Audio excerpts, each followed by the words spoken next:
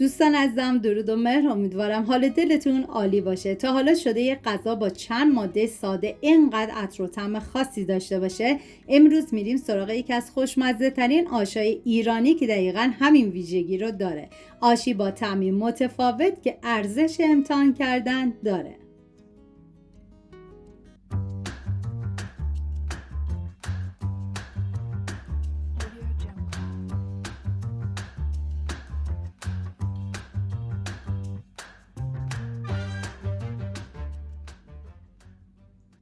نیاز به 200 گرم نخود و لوبیا سفید داریم که از شب قبل خیس کردم و مقدار نخود از لوبیا سفید کمی بیشتره و 120 گرم عدس.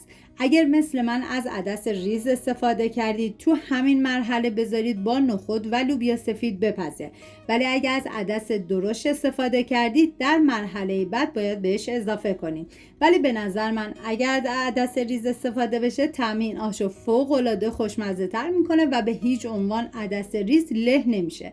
مقداری آب میریزم، زمان میدم تا حبوبات بپزه.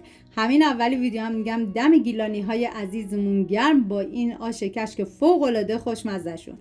نیاز به 100 گرم برنج داریم که اگر از برنج نیم دونه استفاده بشه بهتره. من از 2 ساعت قبل خیس کردم و همچنین 120 گرم بلغور گندم که از شب قبل خیس کردم.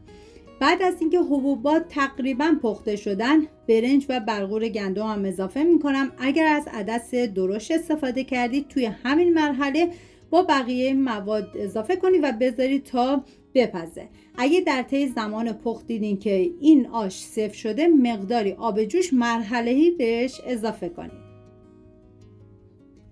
تا این مواد میپزه میریم سراغ پیاز. نیاز به 3 عدد پیاز دارین که به صورت خلالی ریز میکنم. این آش برای 7 نفر در نظر گرفته شده. شما بر اساس تعداد نفرات مواد رو کم یا زیاد کنید. من اندازه ها رو هم در طول ویدیو میگم، هم داخل دیسکریپشن نوشتم. داخل تابه مقداری روغن میریزم. بعد از داغ شدن پیاز ریز شده رو بهش اضافه میکنم. واقعا من هرچه از عطر و طعم خوشمزگی این آش بگم کمه. باید خودتون دست به کار بشین و درست کنین و مطمئنم عاشقش میشید. هم میزنم، زمان میدم تا پیاز طلایی بشه.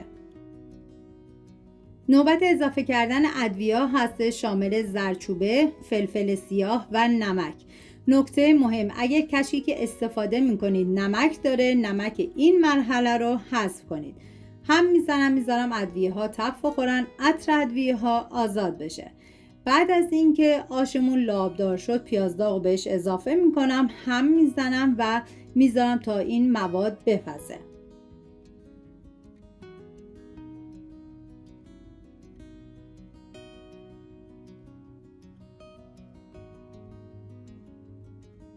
بعد از اینکه موادمون کاملا جا افتاد، نوبت اضافه کردن سبزی آش هستش که من سبزی فریزری داشتم، شامل 2 دسته اسفناج، 2 دسته تره، 3 دسته گشنیز، 2 دسته جعفری، 1 دسته نعنا. خورد شدهش 350 گرم.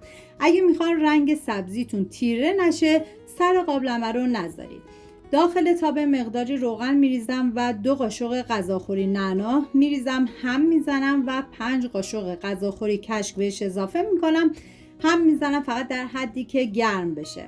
این آش فقط ترکیب چند ماده ساده نیست. عطر سبزی‌های معطر، طعم حبوبات و جا افتادن آرامش باعث میشه هر قاشقش یه حس گرم و دلنشین داشته باشه.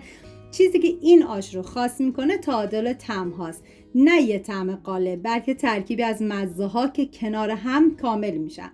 من 5 قاشق غذاخوری سیرداغم اضافه کردم که شما اگه سیرداغ نداشتین تو همون مرحله که پیاز داغ رو آماده کردین 5 حب سیر رو رنده کنید و بذارید با پیاز تف بخوره.